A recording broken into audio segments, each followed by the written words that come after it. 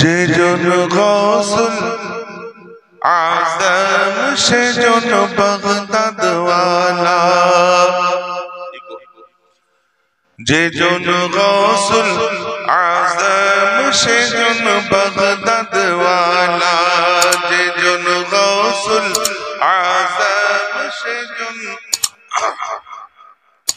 তার কাঁধে যার কদম যে গো, তার কাঁধে যার কদম যে গো মদিনা ওয়ালা, তার কাঁধে যার কদম যে গো মদিনা ওয়ালা, যে জন গৌসুল আজম সে জন,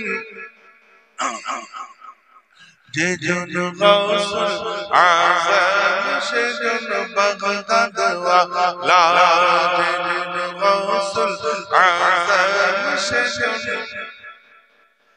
আর আবু সালেহ মুসা জঙ্গি ছিলেন যার পিতা, উম্মুল খৈর মা ফাতেমা ছিলেন যার মাতা। আবু সালেহ মুসা জঙ্গি ছিলেন যার পিতা, উম্মুল খৈর মা ফাতেমা ছিলেন যার মাতা।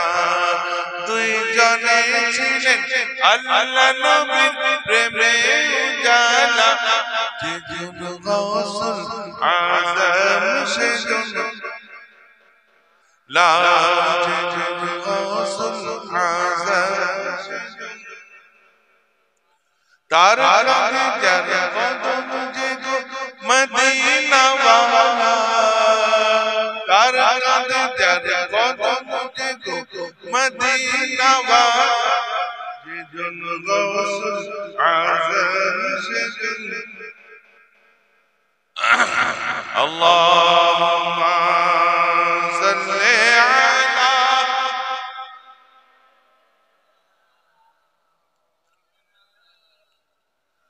ওয়া আলা আলি সাইয়্যিদিনা।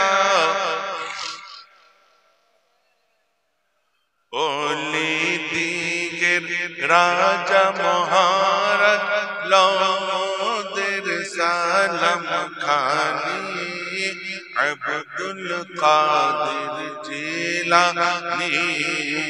ওলি দিগের রাজা মহারাজ লওদের সালাম খানি, আব্দুল কাদের জিলানী।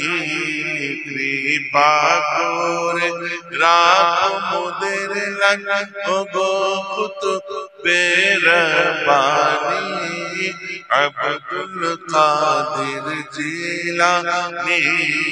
কৃপা করে রাখো মোদের লাগি ওগো কুতুবে রব্বানী, আব্দুল কাদের।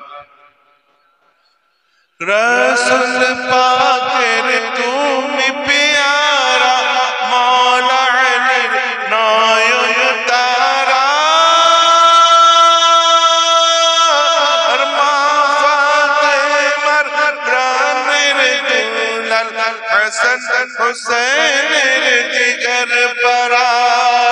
রসুল পাকের তুমি প্যারা, মৌলা আলীর নয়ন তারা, মা ফাতেমার প্রাণের দুলাল, হাসান হুসেনের জিগর পরা, হাসান হুসেনের জিগর পরা। সর্বগুণে গুণমণি, সর্বগুণে গুণমণি, তুমি যে মাহবুবে সুবহানী, আব্দুল।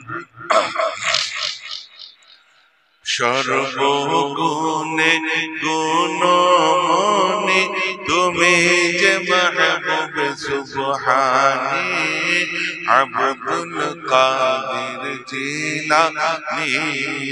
ওলি দিগের রাজা মহারাজ লওদের সালাম খানি, আব্দুল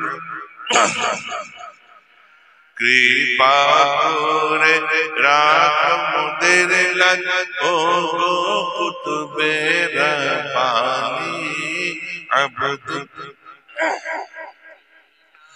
নজদি ওয়াহাবীর ফিতনায় পড়ে যায় বুঝি মোদের ঈমান আর বেদিন দিগে অত্যাচারে বড় মোরা পেরেশান নজদি ওয়াহাবীর ফিতনায় পড়ে যায় বুঝি মোদের ঈমান আর বেদিন দিগে অত্যাচারে বড় মোরা পেরেশান বড় মোরা পেরেশান পঞ্জতনের দোহাই তোমার পঞ্জতনের দোহাই তোমার করো মুশকিল আসানি আব্দুল কাদের জিলানী পঞ্জতনের দোহাই তোমার করো মুশকিল আসানি আব্দুল কাদের জিলানী ওলি দিগের রাজা মহারাজ লমোদের সালাম খানি মুসিবতে পড়ে মোরা ডাকি তোমার দস্তগীর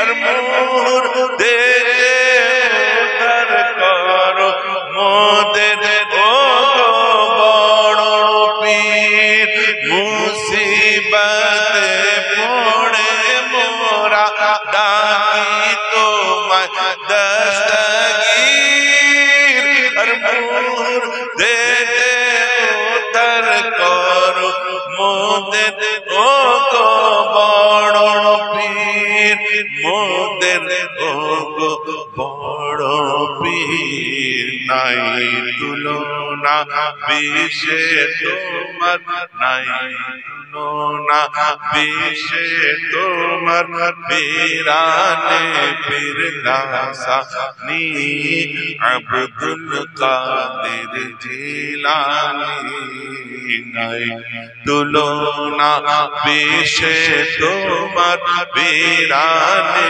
পীর লাসানি আব্দুল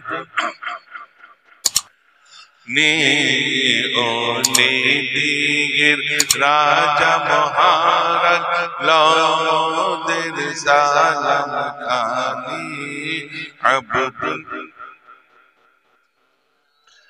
কৃপা করে রাখ মোদের লাজ ও গো কুতুবে রব্বানি আব্দুল রোজ হাসরে কঠিন দিনে তুমি যে মোদের আশা আর তোমার কৃপায় তোরে যাব আছে মনে এই ভরসা রোজ হাসরে কঠিন দিনে তুমি যে মোদের আশা কৃপায় তোরে যাব আছে মনে এই ভরসা আছে মনে এই ভরসা তাই তো মোরা নিত জপি তাই তো মোরা নিত জপি তোমারই পাক নাম খানি আব্দুল কাদের জিলানী তাই তো মোরা নিত জপি তোমারই পাক নাম খানি আব্দুল কাদের জিলানী ওলি দিগের রাজা মহারাজ লমদের সালাম খানি আব্দুল কাদের জিলানী কৃপা করে রাখো মোদের লাগা কুতুবে রব্বানী আব্দুল কাদের জিলানী আল্লাহুম্মা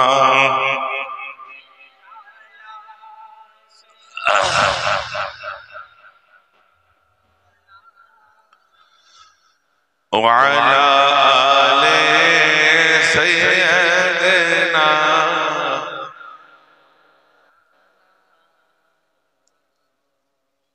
আজিজান এতক্ষণ একটু আগে পর্যন্ত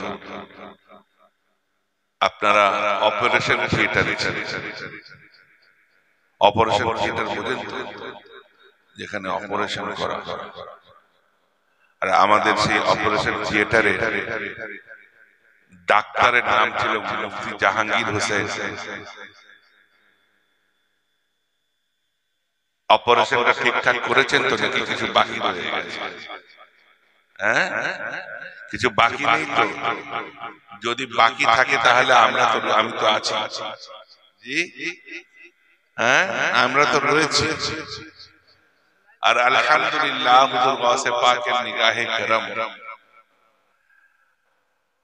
না ঔষধ তো এদের ওষুধ গ্যাংগ্রিন হয়ে গেছে পচে গেছে বুঝতে পেরেছেন না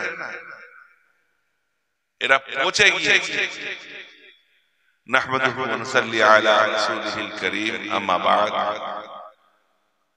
ফাউযু বিল্লাহি মিনাশ শাইতানির রাজীম বিবারাকাতি বিসমিল্লাহির রহমানির রহিম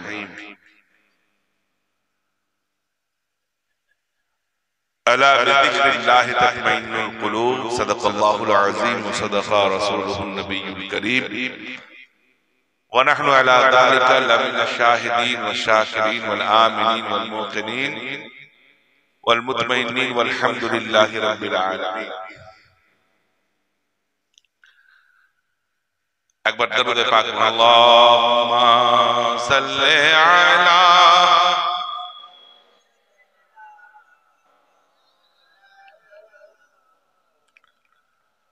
وعلى آل سيدنا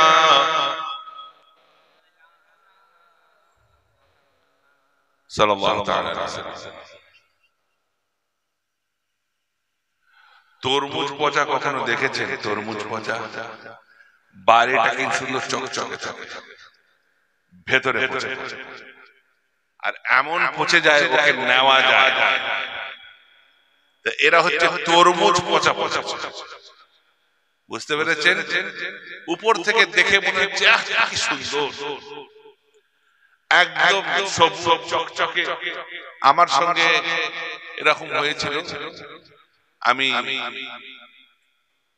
রোজা রেখেছিলাম এমনি নরমাল সময় তো বাজারে গিয়েছি তরমুজ নিয়ে এসেছি উপরটা কি সুন্দর কিন্তু যেই কেটেছি হয়েছে আর যখন শব্দ হয়েছে ভিতরে দেখে গলা গলা পানি তার মানে খাওয়ার যোগ্য নয় তো ভাই যারা বাইরে থেকে সুন্দর অথচ সাহাবায়ে কেরামের শত্রু যে কোনো একজন সাহাবীর শত্রু তারা হচ্ছে তরমুজ পচা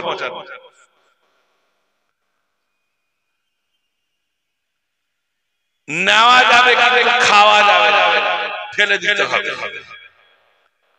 বুঝতে পেরেছেন না এমন শত্রু এরা শত্রুতা করতে করতে আমি একটা স্টেজে ছিলাম আর আপনারা ভিডিওটা দেখেছেন কিনা জানি না আমি বসেছিলাম আর মুফতি জুবায়ের হোসেন সাহেব উত্তর দিচ্ছিলেন নদিয়া জেলা তো বলছে মাবিয়ার মতো বসে আছে আমার দুঃখ নেই ভাই কেন দুঃখ নেই? কারণ আমরা হযরতে মুআবিয়াকে সাহাবী মনে করি। আর যে সাহাবী মনে করে না, এখনো মুফতি সাহেব আছেন নাকি চলে গেছে, যে সাহাবী মনে করে না আমরা তাদেরকে কাফের মনে করি। আমরা কেন? আহলে সুন্নাত ওয়াল জামাত, সমস্ত আহলে সুন্নাত ওয়াল জামাত তাদেরকে কি মনে করে? আরে বলবেন তো আপনারা আহলে সুন্নাত ওয়াল জামাত তো নাকি কাঁধে হাত দেওয়া? হ্যাঁ, চার দোকানে গিয়ে কাঁধে হাত দিতে হবে এরকম ধরনের লোক নাকি? হ্যাঁ, গলগলে না পাকা? গলগলে না পাকা? কোনটা? পাকা তো, গলগলে না তো। তোরা হচ্ছে গলগলে। একটা যদি আম পচে যায়, সেই আমটাকে কি করা হয়? রেখে দেওয়া হয়। সেই আমটা যদি রেখে দেওয়া হয়, সেই মানে ক্যারেটে যত আম আছে কি করবে? পচিয়ে দেবে না? একটা কমলা লেবু যদি পচে যায়, সেই কমলা লেবুর রস লেগে অন্য কমলা লেবু পচে যাবে। তো ভাই, এরা আমাদেরকে পচাতে চাইছে। আমরা হচ্ছি আহলে সুন্নাত ওয়াল জামাত, সুন্নি আকীদার লোক। আমাদের আকীদা হচ্ছে আমরা রাসূল পাকের সমস্ত নবীদের চেয়ে, সমস্ত মানব জাতির চেয়ে, সমস্ত জিনের চেয়ে, সমস্ত ওলি আল্লাহর চেয়ে, সমস্ত ফেরেশতার চেয়ে শ্রেষ্ঠ মনে করি। ঠিক কিনা? ঠিক কিনা? আরে হ্যাঁ না বলুন।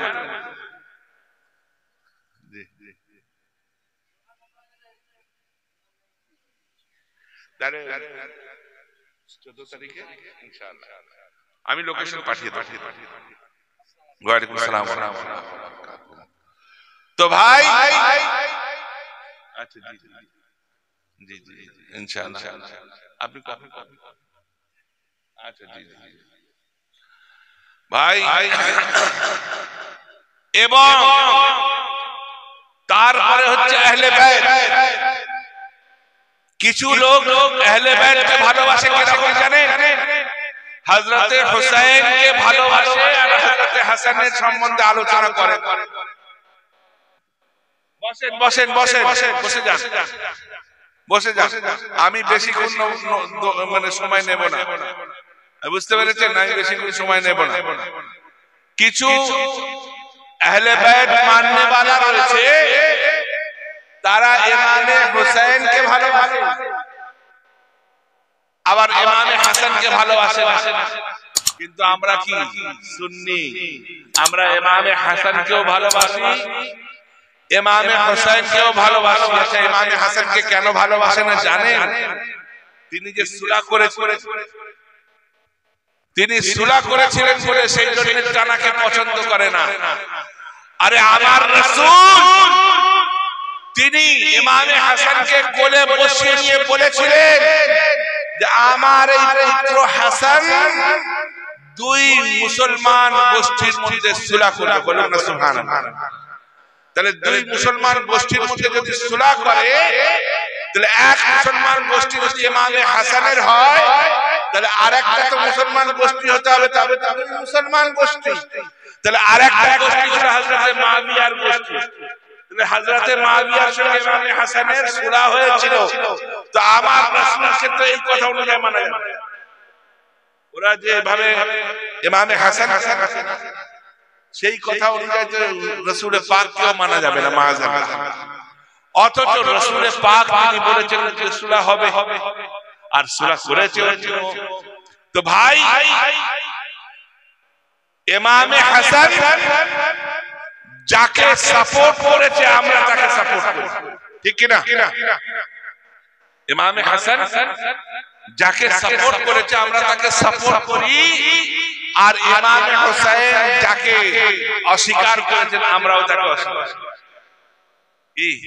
এখানে বাপ বেটার কোনো গল্প নেই। ইমামে হাসান যাকে মেনে নিয়েছে আমরাও মেনে নিয়েছি, ইমামে হুসাইন যাকে বাদ দিয়ে দিয়েছে আমরাও বাদ দিয়ে দিয়েছি।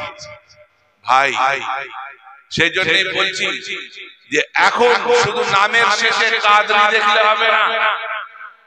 হ্যাঁ, আল্লামা মাওলানা আল-হাদ, এত বড় টাইটেল, নাম তারপরে কাদরি। নামের শেষে কাদরি দেখলে হবে না, আকীদা আহলে সুন্নাত ওয়াল জামাতের হতে হবে। ভাই, যারা এটা মনে করে যে পৃথিবীতে একটাই দরবার হচ্ছে সৈয়দ দরবার, আলে রাসূলের দরবার, বাকি সমস্ত দরবার বাতিল, আমি তো বলবো সেই বাতিল, সেই বাতিল। কারণ হুজুর গাউসে পাকের 49টা औलाद ছিল। কটা औलाद ছিল? আচ্ছা, কে জাহান্নামে যাবে বলতে পারেন? হুজুর গাউস পাকের 49টা औलादের মধ্যে মেয়ে এবং বেটা ছেলে ধরে 49 জন ছিলেন। তার মধ্যে কে জাহান্নামে যাবে? বলা যাবে? বলা যাবে? আরে কেউ যাবে না। হুজুর গাউস পাকের ওসিলায় তানার চাহনে ওয়ালারা জান্নাতে যেতে পারে না, হুজুর গাউস পাকের औलाद। তো ভাই, সেই জন্য বলছি যে নিজেদের মুখ সোজা করতে গিয়ে হুজুর গাউসে পাকের औलादের শানেও মুস্তাকি করছে। এইগুলো থেকে সাবধান থাকবেন। আমি বেশি সময় নেব না, আমি দু চারটে জাস্ট গুরুত্বপূর্ণ। আজ কেউ যদি 2 কাপ চা খাইয়ে বলে চল গিয়ে মুরিদ হয়ে আসি, আমরা টুক করে চলে যাই। বুঝছিও না যে আজ 4 পিঢ়ি ধরে আমি আমার পীর মুর্শিদ, আমার দাদা হুজুর, আমার পরদাদা হুজুর, এই 4 পিঢ়ি ধরে সুন্নিয়তের দামন ধরে রয়েছে। আর কে ওলিউল্লাহ, কুলিউল্লাহ, সলিমুল্লাহ, যার নিজের আকীদা ঠিক, যার নিজের চরণ ঠিক, সে আমাদের খিদমপুর দরবারকে একটা খারাপ কথা বলে দেবে আর আমরা সেটা বিশ্বাস করে নেব। আচ্ছা বলুন তো, আবু জেহেলের কথায় চলবেন নাকি আবু বকরের কথায় চলবেন? হ্যাঁ, আবু জেহেল কে ছিল? রাসূল পাকের চাচা ছিল, আপন ছিল। তো তাহলে তার কথায় চলা যাবে না আবু বকর সিদ্দিক রাদিয়াল্লাহু তাআলা আনহুর কথায় চলতে হবে? আরে ভাই, আমি আবু বকর সিদ্দিকও বুঝি না, আবু জেহেলও বুঝি না, আমার রাসূলকে যে মেনে তার কথা চলবে। আমার রাসূল পাককে হযরত আবু বকর সিদ্দিক মেনেছেন। এমনও বলছে যে হযরত আবু বকর সিদ্দিক মাআযাল্লাহ জোর করে খলিফা হয়ে গেলেন। মাআযাল্লাহ সুম্মা মাআযাল্লাহ। ভাই, এরকম আকীদা রাখলে তার ঈমান থেকে হাতছাড়া হয়ে যেতে হবে, ঈমান খারাপ হয়ে যাবে। সেই জন্য বলছি আল্লাহর ওয়াস্তে নিজেদেরকে একটু সাবধানে রাখেন, নিজেদের চরিত্রকে একটু বাঁচাবার চেষ্টা করেন। কাল কিয়ামতের ময়দানে মাহশারে আমাদেরকে জবাব দিতে হবে। একটা ওয়াকিয়া বলার পর আমি আমার বক্তব্যকে শেষ করে দেব। দেখেন, আমরা বলি কি আফজালুল বাশর বা'দাল আম্বিয়া বিতাহকীক আমিরুল মুমিনিন আবী বকর সিদ্দিক। হ্যাঁ, তো ভাই, মিশরে এক ব্যক্তি আশিক ছিলেন, তিনি রাসূল পাকের দরবারে হাজির হয়েছেন এবং হাজির হওয়ার পর তার খাদ্য শেষ হয়ে গিয়েছে। একটু মন দিয়ে শুনবেন। খাদ্য শেষ হয়ে গিয়েছে, একদিন পানি খেয়ে কাটিয়েছেন, 2 দিন পানি খেয়ে কাটিয়েছেন, 3 দিন পানি খেয়ে কাটিয়েছেন, কিন্তু আর আচ্ছা বলুন, 3 দিন যদি পানি খাওয়া যায় তাহলে শরীরের মধ্যে বল শক্তি থাকবে? আরে হ্যাঁ না বলবেন? থাকবে কি? থাকবে না। তো বল শক্তি আস্তে আস্তে দুর্বল হয়ে গিয়েছে। তো রাসূল পাকের রওজার সামনে হাজির হয়ে বলছে, ইয়া রাসূলুল্লাহ, ফিদাকা উম্মি ওয়া আবি, আপনার উপর আমার মা বাপ কুরবান। আমি শুনেছি যে আপনি খুব মেহমান নওয়াজ, আপনি খুব মেহমানকে পছন্দ করেন, মেহমানকে ভালোবাসেন। তো আমি আপনার দরবারে মেহমান হয়ে এসেছিলাম, আজ কয়েকদিন শুধু পানি খেয়ে কাটিয়েছি, আর বরদাস্ত হচ্ছে না। আমার কি খাবারের ব্যবস্থা করা যাবে না? আমি কি না খেয়েই মারা যাব? এইরকম বলতে বলতে বলতে বলতে তিনি খিদের তাড়নায় অজ্ঞান হয়ে গিয়েছেন। আল্লাহু আকবার। যখন অজ্ঞান হয়ে গিয়েছেন, তো সেই অজ্ঞানতায় তিনি দেখছেন যে রাসূল পাক সাল্লাল্লাহু তাআলা আলাইহি ওয়াসাল্লাম এবং হযরত আবু বকর সিদ্দিক, বলুন না সুবহানাল্লাহ, হযরত ওমর ফারুক, বলুন না সুবহানাল্লাহ, হযরত উসমান গনি আর মওলায়ে কায়নাত, এনারা পাঁচজনে হাজির হয়েছে। হাজির হওয়ার পর রাসূল পাক হযরত আবু বকর সিদ্দিক এবং সমস্ত সাহাবাকে দেখিয়ে বলছেন, জানো আবু বকর, এই ছেলেটা আমার বড় আশিক ছিল, কিন্তু কদিন থেকে ভুকা আছে, এর খাবারের ব্যবস্থা করতে হবে, খাবারের ব্যবস্থা করতে হবে। তো তিনি দেখতে পাচ্ছেন স্বপ্নে যে রাসূল পাক একটা রুটি বের করেছেন, রুটি, এবং রুটি বের করে সেই রুটিটা সেই ছেলেটার হাতে দিয়েছেন, সেই লোকটার হাতে দিয়েছেন, সেই আশিকের হাতে দিয়েছেন। যখন আশিকের হাতে দিয়েছেন, সেই আশিক করেছে কি, মুখে কামড় দিয়েছে, কামড় দিয়ে এক কামড় রুটি কামড়ে নিয়েছে। আচ্ছা ভাই, স্বপ্নে যদি আমরা কিছু খাই, বাস্তবে পাওয়া যায়? আরে হ্যাঁ না বলবেন, পাওয়া যায়। স্বপ্নে দেখছি যে বিরিয়ানি খাচ্ছি, ঘুম থেকে উঠে নেই। স্বপ্নে দেখছি মানে এখানে একজন হাফেজ সাহেব আছেন, নাম আমি বলছি না, আমাদের বাড়িতে থাকে, না, সে আমাদের খানকায় শুয়ে আছে, আর ঘুমের ঘরে মেরেছে দেয়ালে লাত, আর বলছে কাবাডি কাবাডি কাবাডি কাবাডি কাবাডি কাবাডি। তার মানে কি দিনের বেলা খেলেছিল কাবাডি, আর স্বপ্নেও দেখতে পেয়েছে কাবাডি, আর মেরেছে লাত, হাঁটু মাটি সব ছিল। বুঝতে পেরেছেন না? তো মানে স্বপ্নে যে জিনিসটা দেখা যায়, বাস্তবে সেই জিনিসটা হয় না, পাওয়া যায় না। কিন্তু আমার রাসূল পাক নিগাহে করম করলে সেটাও পাওয়া যায়। তো ভাই, এক কামড় রুটি খেয়েছেন আর ওনার জ্ঞান ফিরে গিয়েছে, ঘুম ভেঙে গিয়েছে। তো দেখছেন মুখে রুটি রয়েছে আর হাতেও রুটি রয়েছে, মুখেও রুটি রয়েছে আবার হাতেও রুটি রয়েছে। তাহলে বুঝতে হবে এখানে দুটো ব্যাপার হলো, রাসূল পাককে যদি চাওয়া যায় তো স্বপ্নেও পাওয়া যায়। আর সেখানে কজন ছিলেন? চার সাহাবী ছিলেন, হযরত আবু বকর সিদ্দিক রাদিয়াল্লাহু তাআলা আনহু, হযরত ওমর ফারুক রাদিয়াল্লাহু তাআলা আনহু, হযরত উসমান গনি রাদিয়াল্লাহু তাআলা আনহু এবং মওলায়ে কায়নাত। তার মানে বুঝতে হবে যে এনাদের চারজন কেউ যদি বেয়াদবি করে তাহলে তারা কোথায় যাবে? কোথায় যাবে?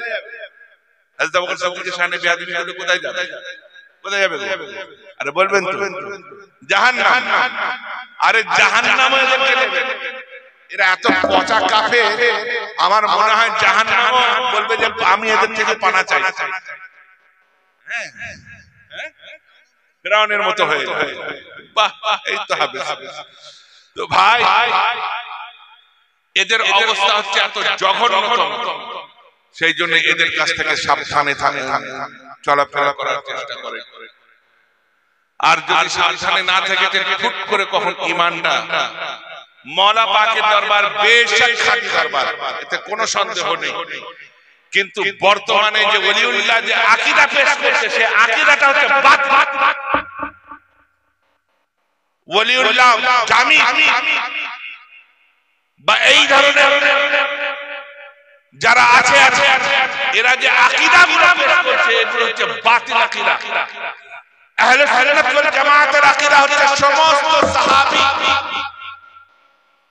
জান্নাতি।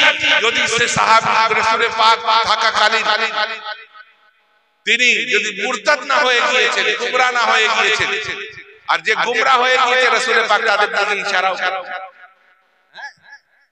তাদের দিকে মুনাফিকাতের ট্যাগ লাগিয়েছেন আমার রাসূল। তো ভাই, হযরত মুআবিয়া রাদিয়াল্লাহু তাআলা আনহু কে রাসূল পাক দোয়া করেছেন। আচ্ছা ভাই, এখানে হাফেজ সাহেব আছে, মাওলানা সাহেব আছে, আর ধরে ওই সাহেব আছে। তাহলে যদি দোয়া করি কাদের জন্য করব?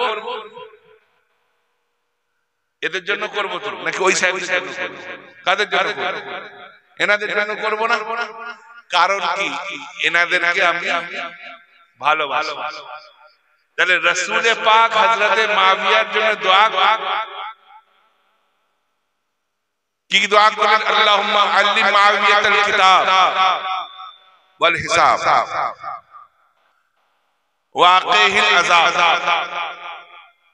আল্লাহ তাকে ইলম দান করো কোরআনের। বলুন না সুবহানাল্লাহ।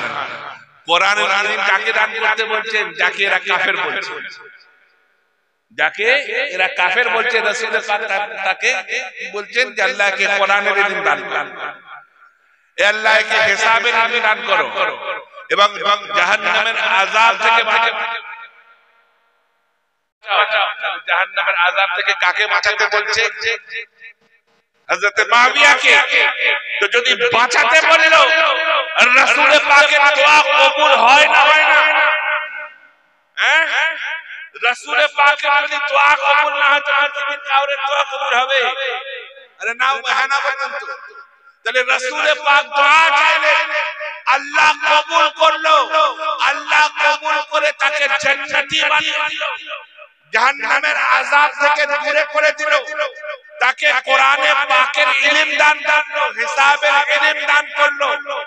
আমরা তাকে সাহাবী মনে করে নিলাম, কারণ হাদিসে পাকের মধ্যে আছে আসহাবী কান নুজুম বিআইহিম ইহতিদাইতুম ইহতিদাইতুম। আমার সাহাবারা হচ্ছে নক্ষত্র সমতুল্য, যারা এদের ইহতিদা করলো তারা হেদায়েত পাবে। আরেকটা কথা বলি ভাই, হাদিসে পাকে এটাও আছে, মান সাব্বা আসহাবি ফাহুয়া কালবুম মিন কিলাবিল্লাহ।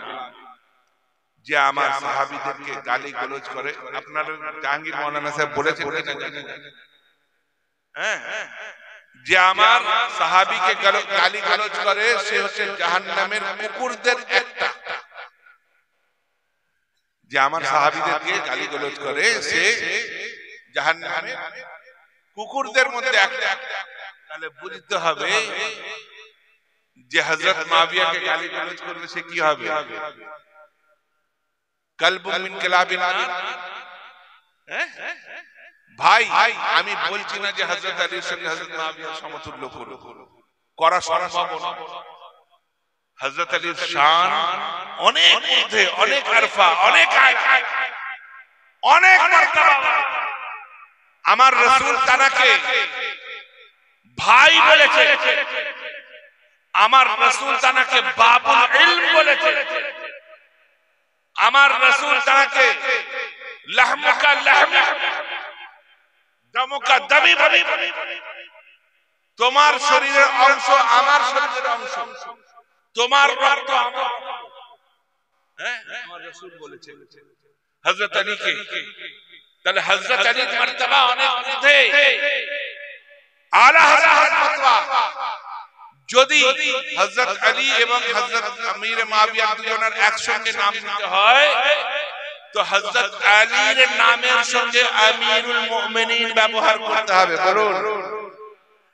আর তারপরে হযরত আমির মুআবিয়ার নামের আগে আমিরুল মুমিনিন তখন ব্যবহার করবেন না, কারণ এতে হযরত আলীর শানের খেলাফ।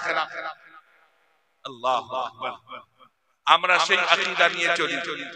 হযরত আলীর শানকে তানার জায়গায় দেখেছি, হযরত মুআবিয়া রাদিয়াল্লাহু তাআলা আনহুর শানকে তানার জায়গায় দেখেছি। তো ভাই আমরা আহলে সুন্নাত ওয়াল জামাত। আর দেখেন কেমন একটা গাউস পাককে আমরা সবাই মানি না কি? আরে হ্যাঁ না মানি না ভাই? আলহামদুলিল্লাহ।